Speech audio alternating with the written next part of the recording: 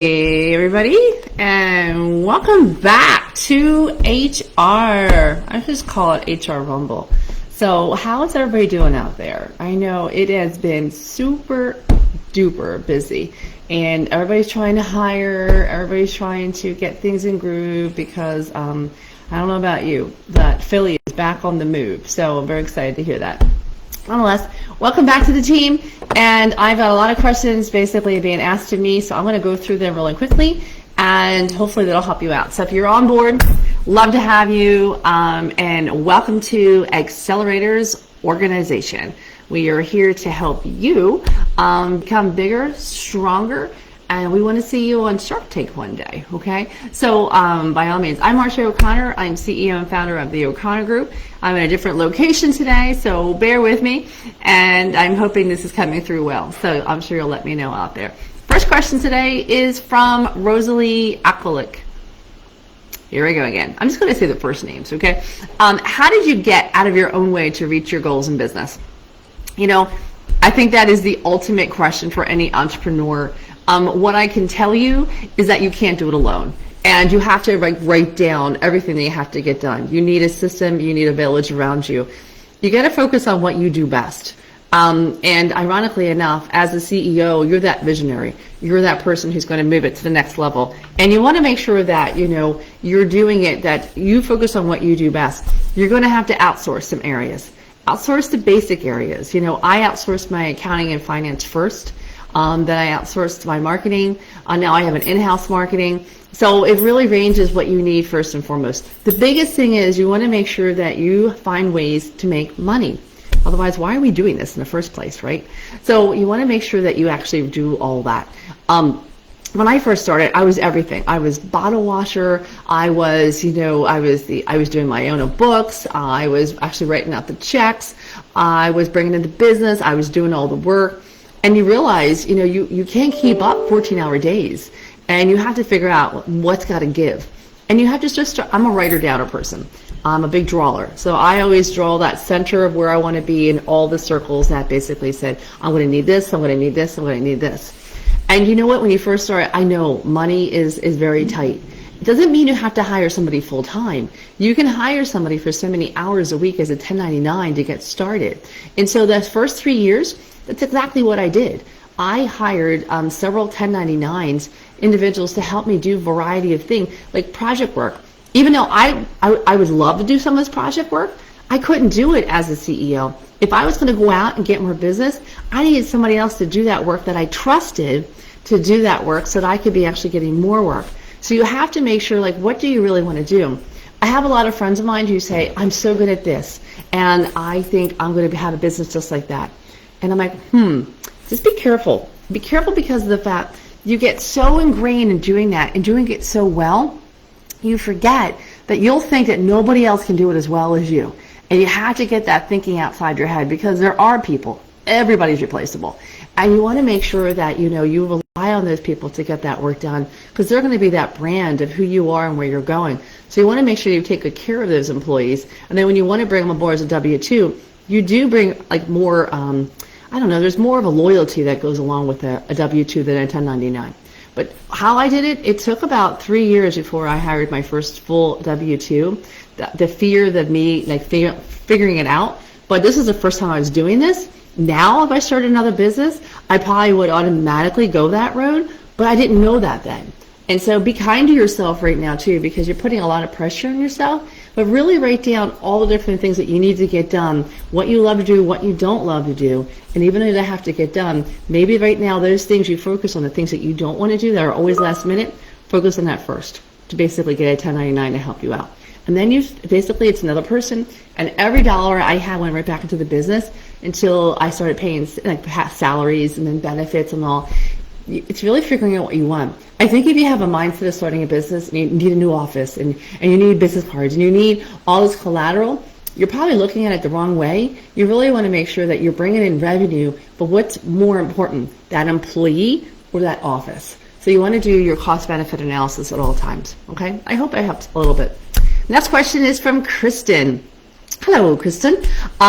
Asking, what are some of the most effective market research strategies when you have trouble getting in touch with online entrepreneurs making above six figures. So it's interesting because I'm actually in, basically the recruiting world, right? So we have a recruiting team and we have a sourcing team, and they're actually very different. So that sourcing teams, their main objective is to find people that person typically like you and I won't find automatically looking on LinkedIn. So they go to different Chrome extensions and they find different things and where people are hanging out and trade associations and different areas. There's also websites called Rocket Reach. And Rocket Reach is if you're going after a company and you want to find somebody in that company, what they do is provide the actual email address for you. And typically most companies have a system of all their email addresses.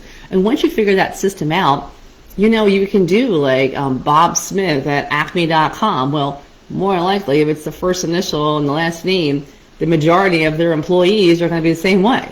And so I think a lot of times you want to start that way. There are also GitHub at very technical areas where people will hang out. And you want to make sure that they're out there, but you have to do some deep dive searching for that, because when you're looking at online entrepreneurs making, above six figures, keep in mind, most of those people, think about it, Inc. 5000, what a great resource. You've got 5,000 companies where you're finding entrepreneurs are probably making over six figures because they made the Inc. 5000. You have to have so many revenues to actually even compete in Inc. 5000. So you want to start thinking more like a recruiter when you do that. And so I would say Inc. 5000 would be a phenomenal space to do that.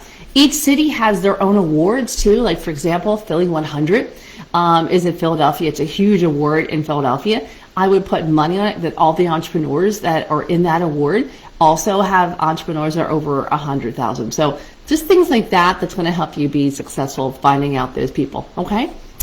And next question is from AJ. AJ, how to begin training my first hire? A great question. And here's the background, okay? First question here from me. Yay for AJ. About 8 months into my entrepreneurial journey, and I'm quickly learning that I don't have the time or bandwidth to accomplish everything I sell.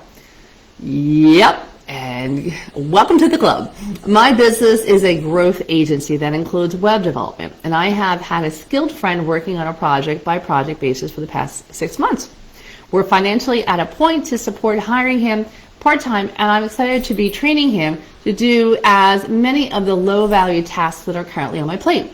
But I'm also nervous about this, as I know that many first hires don't work out well. I've also seen how a training process can make or break someone who would otherwise be a good team member. So listen, this is your first hire, right? So your first hire is a really big deal, to be honest with you. And I totally get it, because you're putting a lot of effort and time in this individual. I still have my first hire. She is one of my rock stars and will always be. And the funniest story about that is I was actually introduced to her by one of my dear friends who used to work for me, and then that person had worked for her at a prior job. And she said, I know how you work, I know what you're looking for, you need to hire her. And I didn't even meet her face to face. I took basically for what she said. And God, keep in mind, Zoom stuff today, we didn't have a Zoom stuff as much as we have today 14 years ago. This is all via phone, okay? And I met her via phone, I interviewed her on phone. It was my first W-2 hire. I was just as anxious as she was. She was leaving a full-time job to do this, and it worked. But here's the deal: I had her a part of who I was and where we were going, and give me ideas about learning and development and what she needed. We had a call every day for a good 6 months, almost, from 5 to 6 o'clock in the evening, to go through her day, what we needed to do, where we were going. It was a great conversation, and we got very close because of that. And so sometimes when you're thinking of all this training, what you want to do maybe is put that person in there and also ask, hey, where do you want to go? This is where I'm going. Do you want to come with me on this ride? And when you start including them and asking them for their advice and saying, what do you think? You'd be surprised of how much people really do appreciate that. And when they're growing, you're growing. And so have them basically suggest, like, hey, I was thinking this or thinking that. And you might be surprised at the answers you get, and then work with outsourced, training programs, or sometimes there's online training programs. But the more accountable that you become with your person, the more they're going to appreciate you and trust you. And nothing better and stronger than having true loyalty, especially with your first hire, because that says and basically states like almost your whole culture. Sometimes it's a bad hire, but if you've been working with them 6 months, they're doing something right. Okay, but I would, instead of thinking so hard and trying to figure out the wrong decision, focus on making the right decision, because it just might work out. I know there's always a fear, but there's going to be a fear in every decision you make. So those are just some of my thoughts on that, okay? Okay, good luck, AJ. Keep the questions coming. And next question is from Roselli. Hello. As a solo service provider, how do I grow my business when I am the only one that can do the actual work right now? I get it. I had that for 3 years. I was everything, and I had a 7-year-old son, and I was a mom, and I was a daughter, and I was a wife, and right? Number one, get your squad of people around you. Okay, find people that are going through similar things. At the time, I had joined a local group that had other solo entrepreneurs, and we would keep each other accountable. We met monthly. We met for 2 years, and to be honest with you, I was actually talking to one of them this morning. We're still really good friends. I'm not in that group anymore. You have to make a decision. That group is always wonderful because we all started solo entrepreneurs, but you have to make a decision. Do you want to be solo for 5 years, or do you want to be, have a whole team in 5 years? Some people want to be a solo 5, 10, 15, 20 years, and they're very happy doing it, and they're very successful doing that. I wanted to grow a team. And so I knew after 2 years that group I was basically outgrowing that group. I felt like I was giving them more answers, but that tribe really helped me put together my diagram of what I wanted to do, what I was selling, what was making money, how to make money, what was I looking at, my gross profit, my margins and all too. And it really helped me to get kick-started. And I'm so thankful for that team. And like I said, there was about 11 of us, and I would say I probably stay in touch with still like 8 of them. And so get your tribe. 2, like I said before, figure out what you're good at, what you're not good at, and I'm a drawer. So I write down, if it doesn't get written down, it doesn't happen. You want to write down specifically all the different areas that you're working on, and what you like and what you don't like. I know you think, I don't have time to do that. Well, honestly, you do.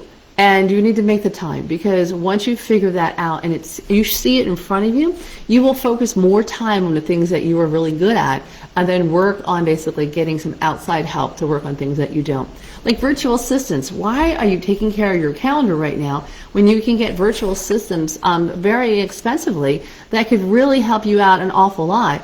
I think most people are so afraid to get started on that, and it's a shame because you can get them actually very decently priced, and I'm sure Sean can actually help you with that. I'm sure Sean uses many of them himself, so you might want to talk to him about that. But you have to be around people. I mean, Accelerator's organization is an amazing organization. If you haven't gone to some of his summits and sessions and all too, I highly recommend you doing that, because the fact that everybody in there is going through what you're going through, you need to have that support system behind you. And it's really nice to have that, to be, I'm going through this, I'm going through this, well, I'm going through that.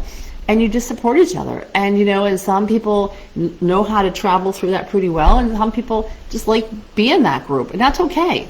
So that's the biggest thing. And really start writing down and what you're good at and what you're not good at. And then figuring out, once you get more money, what you can do and what you can't afford. I think a lot of times, think of it this way.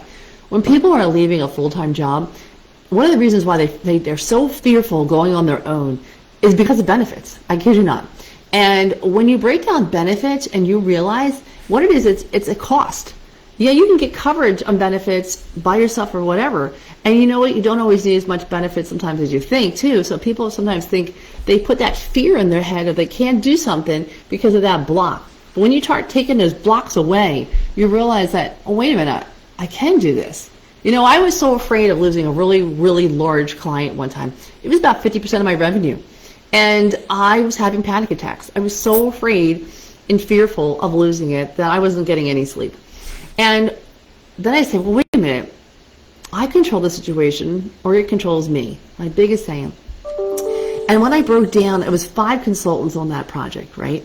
I said, what I need to do is get those 5 people on 5 other clients if we do lose this client.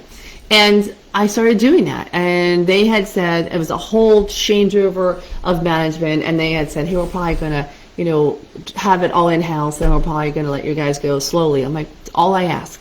And so what I started doing is bringing another client in, getting that person on this. And ironically enough, my company grew 3-fold when I got rid of that client because I was spending so much time on that one client. And now, I don't have to do that anymore. And I actually have a rule of thumb, no client more than 20% of my revenue. But, you had to think about that. And I had to go through that pain in order to get where I'm at today. So you're going to have the ups, you're going to have the downs. But as a solo service provider, you stick around your group of people, work with Sean and his team with the AOers, and you really get involved and listen to a lot of these programs that he provides for you, because it's really going to help you get where you're going. But write down everything that you're doing, what you need, and where you're going. And once you start doing that, actually things start to really happen, okay? Deanna, hello. I am expanding and adding more retail space and team members. Congratulations. What are things I need to do to maintain team culture and to keep the team happy and productive? I have a med spa. We have a great team. I want to be proactive and make sure we don't lose that. How do you keep your team motivated, inspired, happy, and productive? What kind of special things do you do at your company? Well, honestly, we do a lot of things here, and you got to keep in mind, a lot of my team are remote, and now I have about 52 people now, which is amazing, and I have people all the way in Florida, Las Vegas, Virginia now. We do a lot of fun things regarding around culture. And one of the things we do, we have a virtual book club, we have virtual yoga, we have virtual meditation, we have quarterly town halls, hello. And they're wonderful because they all get dressed up and they do really fun things. We go over the company and our stats and how we're all doing. We actually use Microsoft Office 365, so we have Microsoft Teams, and Teams works really well for my divisions, for my talent and my HR. I see constant messages popping up all day long, and it really keeps them moving. And then I have my managers, and they make them feel very productive and happy.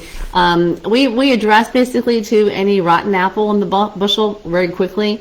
Don't be afraid to take the Band-Aid off, because unfortunately that one bad apple could ruin the whole bushel. So you want to make sure that you address things like that. And as the leader, I hate to say this, you have to be out there. One of the things I have learned, I am in a video mastermind right now because I don't really like myself on camera too much, but it is what it is, right? And I'm sure a lot of you might feel the same way.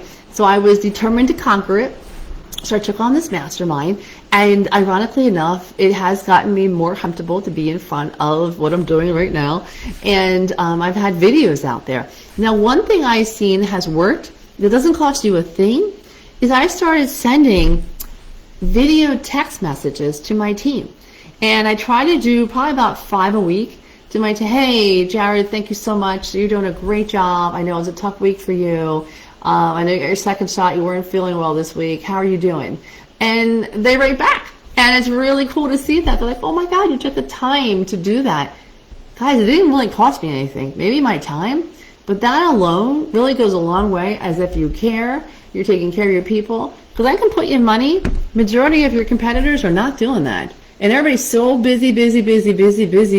Like, you got to make sure that you have a plan of action of taking care of your employees right now. Because people are jumping ship all over the place, and recruiting I haven't seen this activity in recruiting probably some 95, 96, as in 1995, 96. It's been insane. So you want to make sure, you better believe people are tapping on your people's shoulders and saying, hey, come work for me. And so it's small things like that that are going to go a long way. We also do almost like a daily, once a month, we do an entire Zoom with everybody. Just, hey, how you doing? What's going on? Here's company updates. And we do the special box. And so I send them every month a little box of something. It could be anything. But the fact is, how do you feel when someone sends you a package and you don't know what's in it? So we wait till that meeting. We all open it at the same time. They get like, oh my God, this is so cool. It's a really cool feeling when you're all doing it at the same time. Again, doesn't have to cost you a lot. It's the feeling. We actually sent Mother's Day cards with a gift card in it to all our moms on the team, and we're going to do the same thing for the Father's Day. Don't you worry, guys. And it's stuff like that really goes a long way, because we wrote out the cards to them too, and they like that. I still send birthday cards and anniversary cards to my team. I handwrite them myself. It takes time, but to me, I look at it, that's my team, and if I'm not taking care of them, well, then who is? And then you're going to spend a lot more time constantly recruiting. And that's one thing you don't want to do. Another thing I would say is do stay interviews. And people say to me, what's a stay interview? And I say, well, you're finding out, hey, how are you? How are things going? Are you happy with what you're doing? Do you want to go into a different division? What else would you like? Hey, if I could do training for you, what would you think about this? Would you take on some extra spots? Hey, would you like to design my culture club? Do you think we should basically have a book club? Do you want to do yoga for us? Just things like that. People really do appreciate that. It doesn't have to be compensated either with always pay. It can be compensated, hey, you know what? You did a great job this week. I really appreciate you doing that. How about, you leave on Friday or blah, blah, blah. You can do a lot of different things to compensate your people. It doesn't always have to be about increasing their base salary. You can be very creative there. And one of the things I do now when people come into the office, because they're finally coming into the office, is actually when they're in that day and there's like at least 2 or more of us, I'll say, hey, I'll pick up lunch. And honestly, it doesn't cost me much, because I'm not doing all the dinners I was doing like 2 years ago. So you got to keep in mind your costs and your benefits. It's still less expensive than hiring a new person. Did you know it actually costs you about a salary and a half to basically bring another person on board? And it takes all that time, at least 3 months, before they get up to speed about how to do things or whatnot. So take good care of your people now and keep that culture there. And we actually have a newsletter that goes out every 2 weeks called the O Chronicle. I did not name it, and but I do love it. And we actually have everybody contributing to it, and we go through all the, how's talent doing, how's HR doing, our podcast that we have, and sharing all the different examples in it. We have a recipe dish in there, who's the birthdays, who's the anniversaries. I mean, we really try to make sure that you feel like you're a part of this team. And you know what? People sum it up basically saying, it's a lot of fun here. And then when I hear that, I'm very happy, because, the work is the work. We go through fire drills in HR all the time. We do fire drills in recruiting all the time. So you have to make it fun, and you have to have people really protect and look out for each other. And I think we've designed and built that. But it starts with you. You're the CEO. It has to begin with you. So those are just some of the tips on there to help you out. One of the things you want to be careful with right now too is if you're requiring vaccinations. I know it's not on my list here today, but let's talk about that real quick.